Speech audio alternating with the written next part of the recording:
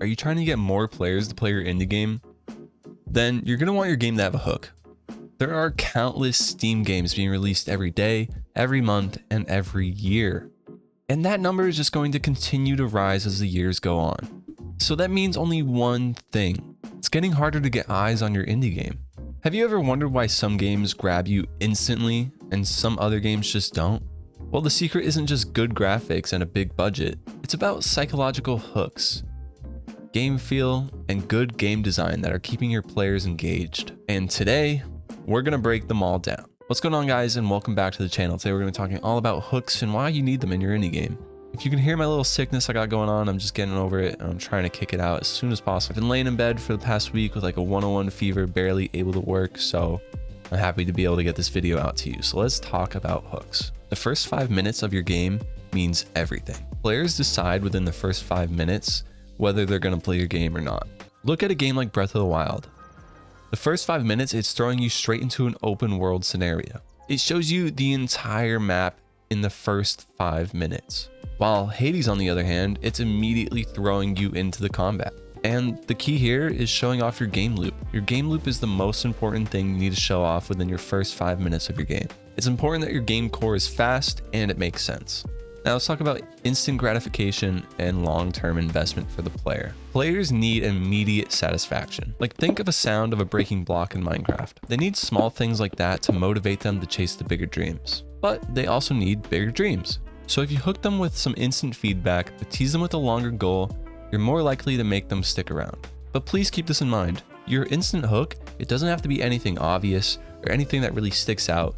It should feel more natural to you as a player, and honestly, it should be something that you don't really recognize. A common saying I always hear about design is that good design is never noticed.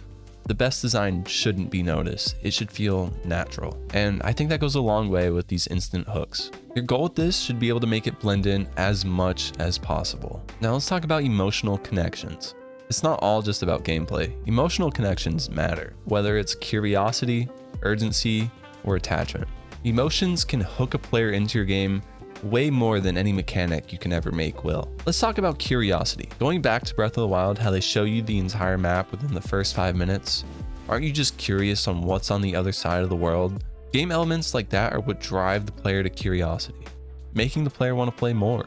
Minecraft has the best sense of urgency. When night comes, you need to find shelter. The day and night cycle is one of the biggest elements in Minecraft that doesn't really get talked about, but it plays a huge factor in the gameplay. Whenever it gets nighttime, you need to go find shelter. And let's talk about attachment. Have you ever played a game where you felt so attached to one of the characters and then watched them die?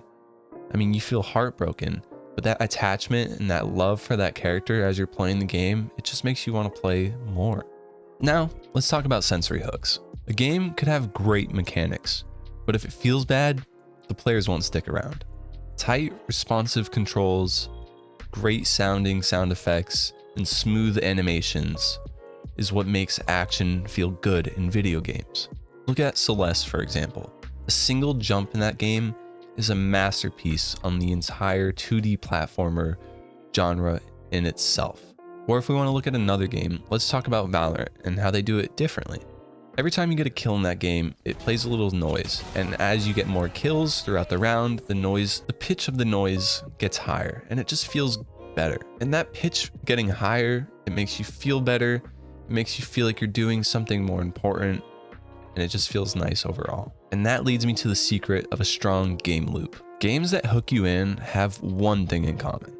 It's a strong game loop. Normally, it's going to start with like a goal, like escaping a dungeon. Then you're going to want to add an engaging challenge to it, like defeating a boss. And then after that, you give the player a reward, like a chest. If you can find a loop that is both simple and is fun for the player, your player is going to stick around. So to hook your players fast, keep the first minutes of your games fast, balance your long-term rewards, and create emotional investments in your game. Trust me, it's a lot easier said than done. But this is something that you should have in mind when you're in the design phase of creating your own indie game. At least that's what I do when I'm creating mine. If this video taught you anything, then please let me know below in the comments. And if you enjoyed it, give it a thumbs up. I hope to see you guys in the next one. All right, peace.